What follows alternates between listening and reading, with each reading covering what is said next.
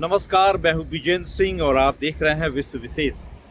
विश्व विशेष की एक खास रिपोर्ट हम हांगकांग से दिखा रहे हैं। दरअसल मैं इस वक्त हांगकांग में हूं और हांगकांग चूंकि एक इंटरनेशनल सिटी है और दुनिया के तमाम देशों से यहां लोगों का आवाजाही होती है और साथ ही साथ अपने घूमने के लिहाज से भी और यहां कामकाज के लिहाज से भी। तो लिहाजा इजराइल और ईरान के बीच जंग काफ़ी लोगों के बीच चर्चा की विषय बना हुआ है और यहाँ भी इस जंग को लेकर काफ़ी चर्चा हो रही है। लेकिन सबसे अहम बात यह है कि जहाँ तक अमेरिका की बात है, अमेरिका को रोल को लेकर यानी कि अमेरिका की भूमिका जो ईरान के युद्ध में हो रही है उससे लेकर भी लोग खास तौर पर चर्चा कर रहे हैं।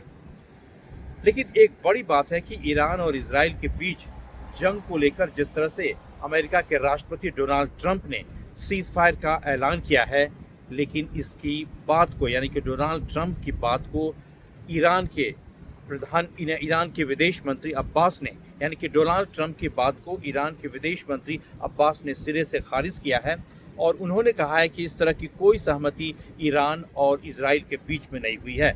जबकि ट्रंप ने 12 घंटे के सीज फायर का ऐलान किया है और उन्होंने कहा है कि ईरान और इजराइल के बीच में इसे लेकर आम सहमति बन गई है।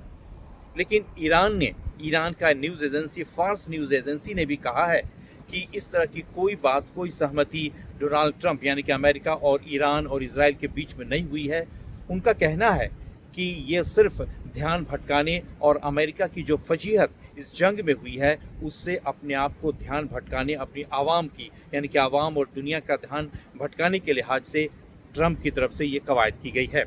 और एक बात और बड़ी बात हुई कि ट्रंप के ऐलान के तुरंत बाद ही करीब 3 अटैक यानी कि 3 मिसाइल हमले ईरान ने इजराइल पर किए, जिसमें करीब 3 लोगों की मौत भी हुई है। तो जाहिर तौर पर ट्रंप के सीज फायर का कोई असर फिलहाल दिखाई नहीं दे रहा है और ईरान किसी भी तरह से और किसी भी मूड में सरेंडर करने को तैयार होता दिखाई नहीं दे रहा है।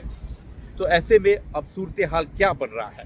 और इस बीच में जिस तरह से अमेरिका की तरफ से B-2 बॉम्बर से ईरान के 3 जो न्यूक्लियर एस्टेब्लिशमेंट हैं वहाँ पर जिस तरह से अटैक किया गया, उसके बाद से जवाबी कार्रवाई भी ईरान की तरफ से हुई है और ईरान ने जवाबी कार्रवाई किया। उसमें कतर में जो अमेरिका के सैन्य बेस है वहाँ पर अटैक किया। लेकिन माना जा रहा है कि ये जो अटैक ईरान की तरफ से हुआ और अटैक अमेरिका की तरफ से हुआ एक फिक्स्ड वॉर की तरह से दिखाई दे रहा है, क्योंकि जब ईरान ने कतर में जो अमेरिकी सैन्य बेस है वहाँ पर अटैक किया उससे पहले ईरान ने कतर को इसकी सूचना दी थी और इसकी सूचना अमेरिका को भी थी। तो लिहाजा जो सैन्य बेस कतर में अमेरिका का है वहाँ से अमेरिका ने अपनी सैन्य साजो सामान और सैनिक को वहाँ से हटा लिया था। तो लिहाजा किसी तरह का नुकसान अमेरिका को वहाँ नहीं हुआ और इसी तरह से कतर को जानकारी दे दी गई थी। तो लिहाजा कतर भी पूरी तरह से सतर्क था। तो माना जा रहा है कि ये पूरा यानी कि अमेरिका की तरफ से जो खेल हो रहा है, जो कवायद हो रही है ट्रंप की तरफ से, वो पूरी तरह से स्टेज्ड है और मैनेज है और वॉर पूरी तरह से फिक्स दिखाई दे रहा है। लेकिन आखिरकार ये क्या है, इसके पीछे डोनाल्ड ट्रंप की मंशा क्या है, ऑब्जेक्टिव क्या है?